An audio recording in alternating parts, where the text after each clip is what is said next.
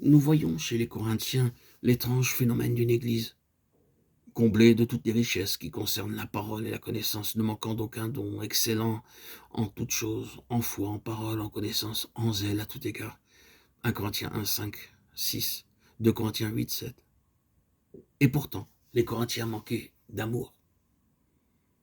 Ceci nous montre bien que par l'action de l'Esprit Saint, les facultés naturelles de l'âme en fait de foi, de connaissance et de parole peuvent être fortement impressionnées sans que le moi en soit amené à une entière reddition et qu'ainsi on peut voir chez le croyant plusieurs des dons de l'Esprit tandis que le meilleur, le plus essentiel de tous, l'amour, lui manque encore. Ceci nous indique le moyen de devenir réellement spirituel. Ce n'est pas assez que le Saint-Esprit vienne s'emparer des facultés naturelles de notre âme pour les inciter à servir Dieu. Il faut plus encore. Quand par le moyen de notre intelligence, le Saint-Esprit est entré dans notre âme, c'est pour passer de là dans notre esprit, c'est pour fixer sa résidence soit dans l'âme, soit dans l'esprit, et pour qu'enfin le moi détrôné laisse régner Dieu. La présence de cet amour divin en nous sera donc la preuve certaine et de la reddition de notre moi et de la domination de Dieu en nous.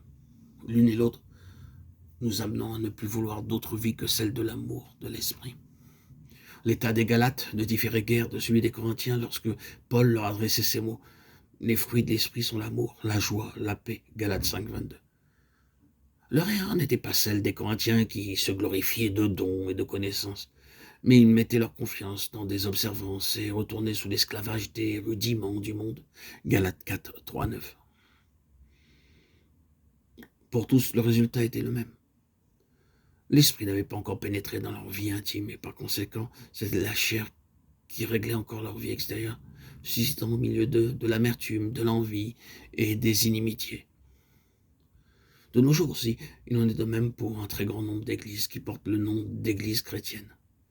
D'un côté, la confiance en la connaissance, en l'orthodoxie des doctrines, de l'enseignement, de l'autre habitude de se contenter des formes extérieures du culte,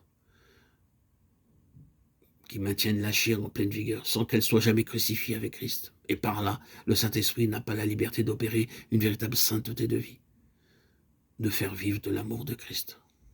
Oh. Apprenons chacun de nous et demandons à Dieu de l'enseigner à tous. Que tout chrétien qui dit avoir reçu le Saint-Esprit doit en donner aussitôt la preuve par sa vie, en se montrant animé de l'amour de Christ, soit par sa douceur à supporter les offenses, soit par son dévouement à surmonter le mal par le bien et à sauver tous ceux qu'il peut atteindre. Il faut que chaque membre de Christ continue et reproduise ici-bas la vie même de Christ. Oui, l'Esprit de Dieu est bien l'amour de Dieu qui vient à nous.